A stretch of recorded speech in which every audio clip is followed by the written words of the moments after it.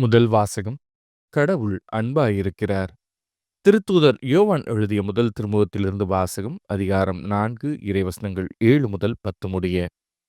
அன்பார்ந்தவர்களே, ஒருவர் மற்றவரிடம் அன்பு செலுத்துவோமாக. ஏனெனில் அன்பு கடவுளிடமிருந்து வருகிறது. அன்பு செலுத்தும் அனைவரும் கடவுளிடமிருந்து பிறந்தவர்கள். அவர்கள் கடவுளை அறிந்துள்ளார்கள். அன்பில்லாதோர் கடவுளை அறிந்து கொள்ளவில்லை. ஏனெனில் கடவுள் அன்பாயிருக்கிறார். நாம் வாழ்வு பெறும் பொருட்டு கடவுள் தம் ஒரே மகனை உலகிற்கு அனுப்பினார். இதனால் கடவுள் நம் மீது வைத்த அன்பு வெளிப்பட்டது. நாம் கடவுள் மீது அன்பு கொண்டுள்ளோம் என்பதில் அல்ல, மாறாக அவர் நம் மீது அன்பு கொண்டு தம் மகனை நம் பாவங்களுக்கு கழுவாயாக அனுப்பினார் என்பதில்தான் அன்பின் தன்மை விளங்குகிறது. இது ஆண்டவரின் அருள்வாக்கு. இறைவா, உமக்கு நன்றி. பதிலுரை பாடல். ஆண்டவரே, எல்லா இனத்தவரும் உமக்கு ஊழியம் செய்வார்கள். கடவுளே, அரசருக்கு உமது நீதி தீர்ப்பை வழங்கும் ஆற்றலை அளியும். அரசமைந்தரிடம் உமது நீதி விளங்கச் செய்யும். அவரும் மக்களை நீதியோடு ஆள்வாராக. உம்முடையவரான எளியோர்க்கு நீதி தீர்ப்பு வழங்குவாராக. ஆண்டவரே, எல்லா இனத்தவரும் உமக்கு ஊழியம் செய்வார்கள். மலைகள் மக்களுக்கு சமாதானத்தை கொடுக்கட்டும். குன்றுகள் நீதியை விளைவிக்கட்டும். எளியோரின் மக்களுக்கு அவர் நீதி வழங்குவாராக. ஏழைகளின் பிள்ளைகளை காப்பாராக.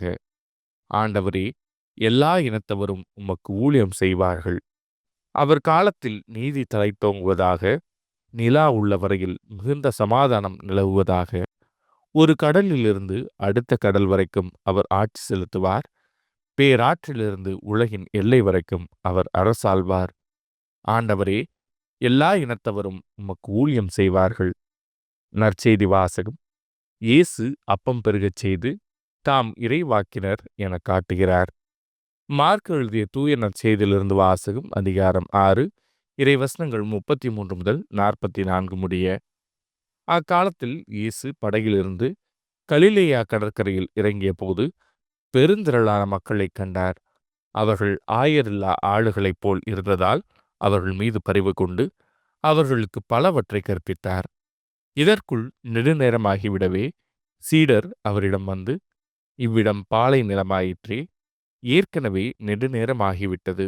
சுற்றிலுமுள்ள பட்டிகளுக்கும் ஊர்களுக்கும் சென்று உண்பதற்கு ஏதாவது அவர்களே வாங்கிக் கொள்ளுமாறு நீர் மக்களை அனுப்பிவிடும் என்றனர். அவர் அவர்களிடம், நீங்களே அவர்களுக்கு உணவு கொடுங்கள் என்று பதிலளித்தார். அவர்கள், நாங்கள் போய் 200 தெனாரியத்துக்கு அப்பம் வாங்கி இவர்களுக்கு உண்ண கொடுக்க வேண்டும் என்கிறீரா என்று கேட்டார்கள். அப்பொழுது அவர், உங்களிடம் எத்தனை அப்பங்கள் இருக்கின்றன, போய் பாருங்கள் என்று கூற, அவர்களும் பார்த்துவிட்டு, 5 அப்பங்களும் 2 மீன்களும் உள்ளன என்றார்கள். அவர் எல்லாரையும் பசும்புல் தரையில் அமரச் செய்யும்படி சீடர்களை பணித்தார். மக்கள் 100 பேராகவும் 50 பேராகவும் வரிசை வரிசையாய் அமர்ந்தனர். அவர் அந்த 5 அப்பங்களையும் 2 மீன்களையும் எடுத்து வானத்தை அண்ணாந்து பார்த்து கடவுளை போற்றி அப்பங்களை பிட்டு அவர்களுக்கு பரிமாறுவதற்காக தம் சீடரிடம் கொடுத்தார். அவ்வாறே அந்த 2 மீன்களையும் எல்லாருக்கும் பகிர்ந்தளித்தார். அனைவரும் வயிறார உண்டனர். பின் எஞ்சிய அப்பத்துண்டுகளையும் மீன் துண்டுகளையும் 12 கூடைகள் நிறைய எடுத்தனர்.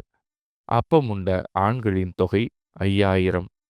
இது ஆண்டவரின் அருள்வாக்கு. கிறிஸ்துவே, உமக்கு புகழ்.